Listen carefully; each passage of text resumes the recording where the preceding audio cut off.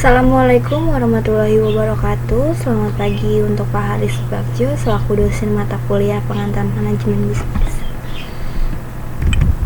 Saya Fadila Triwulandari, mahasiswa perantara Indonesia jurusan Sistem Informasi. Saya di sini akan menjelaskan tentang materi saya. Materi pertama adalah perusahaan. Perusahaan adalah suatu badan hukum yang dibentuk oleh sekelompok orang yang terlibat dalam menjalankan badan usaha dalam kapasitas komersial atau industri. Faktor-faktor yang mempengaruhi biaya itu apa aja sih? Yang pertama ada harga bahan atau biasa disebut juga sebagai harga pembantu. Yang kedua, tingkat upah buruh. Yang ketiga, tanah. Yang keempat, pajak. Yang kelima, tingkat bunga. Dan yang keenam, biaya halal produksi tahan lama. Dan yang terakhir adalah biaya atas jasa pihak ketiga. Perusahaan dan lembaga sosial. Tujuan ekonomisnya adalah untuk mencari keuntungan profit, sedangkan yang tujuan sosial adalah untuk memperhatikan keinginan investor, karyawan, penyediaan, faktor-faktor produksi, dan masyarakat luas. Pengaruh lingkungan bagi perusahaan. Pengaruh lingkungan dibedakan menjadi dua, pengaruh positif dan pengaruh negatif. Pengaruh positif adalah negara aman, perusahaan dapat menjalankan usaha dengan tenang. Sedangkan yang negatif adalah negara tidak aman, perusahaan akan merasa tidak tenang.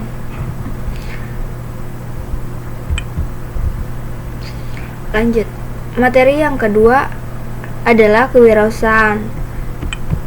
Kewirausahaan adalah kemampuan untuk menciptakan nilai tambah dari keterbatasan yang dimiliki melalui peluang usaha yang kreatif, mengelola sumber daya, dan berani menanggung resiko. Apa ciri-ciri wirausaha?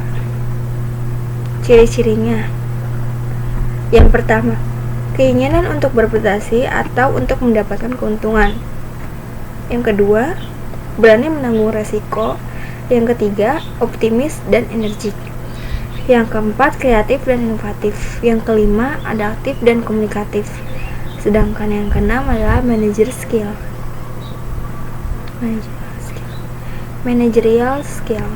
Lanjut. Apa saja ada M dalam berwirausahaan? Ada yang tahu apa aja? Yang pertama, man. Man adalah manusia. Manusia merupakan sumber daya yang sangat penting dalam mewujudkan tujuan suatu perusahaan. Bahkan, manusia disebut sebagai penentu. Yang kedua ada monai. Money adalah uang, merupakan unsur pergerakan yang mendukung kegiatan dari perusahaan. Yang ketiga ada mensch. Mensch adalah berkaitan dengan teknologi yang digunakan perusahaan dalam mengelola material. Yang keempat ada material. Material berkaitan dengan fisik, yakni bahan-bahan yang diproses oleh perusahaan. Yang kelima methods, berkaitan dengan cara dalam mengatur kinerja perusahaan agar tepat waktu dan tepat guna. Yang keenam, market, berkait dengan pasar, yakni tempat perusahaan menjual produk-produknya. Perkembangan usaha waralaba.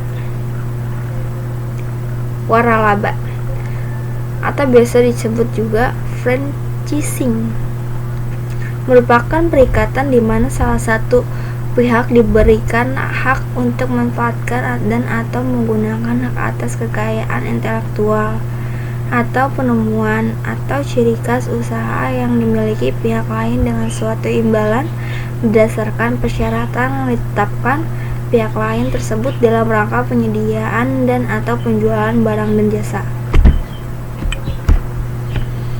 Franchisor, pihak yang menjual hak jual franchise dan sekaligus dan atau bisa bersamaan lisensi. Franchise adalah pihak yang membeli hak waralaba beserta lisensi. Yang terakhir, materi pemasaran. Pemasaran adalah suatu proses sosial dan manajerial dengan nama individu dan kelompok memperoleh apa yang mereka butuhkan dan inginkan dengan cara menciptakan serta mempertukar produk dan nilai dengan pihak lain. Keywordnya tuh ada 6. Yang pertama kebutuhan, yang kedua keinginan, yang ketiga permintaan, yang keempat produk, nilai, dan hubungan. Segmentasi pasar. Segmentasi pasar adalah pemasar harus menentukan segmen mana yang menawarkan kesempatan terbaik dan untuk perusahaan mencapai sasarannya. Segmentasi pasar dibagi menjadi 4 faktor. Yang pertama, faktor geografik. Faktor geografik itu adalah ketika Anda memisahkan pelanggan berdasarkan tempat mereka berada. Sedangkan yang demografik adalah ketika Anda membagikan pelanggan menjadi beberapa kelompok berdasarkan informasi demografi mereka.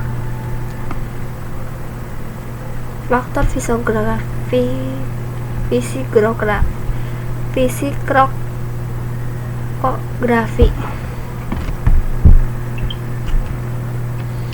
Strategi ini membuat tentang keyakinan, nilai, kepribadian, dan gaya hidup pelanggan.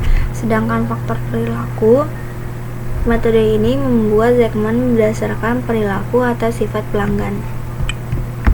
Segmen pasar adalah kelompok konsumen yang memberikan tanggapan dengan cara yang sama terhadap seperangkat rangsangan pemasaran. Targeting, penetapan pasar sasaran. Yang pertama, mengevaluasi daya tarik masing-masing segmen pasar dan memilih salah satu atau lebih segmen untuk dilayani. Yang kedua, perusahaan harus menetapkan segmen sasaran yang dapat menghasilkan nilai pelanggan terbesar dan dapat dipertahankan dari waktu ke waktu. Marketing mix 8P. Produk, price, place, promotion, process, people, physical efficient, dan yang terakhir adalah purple cow.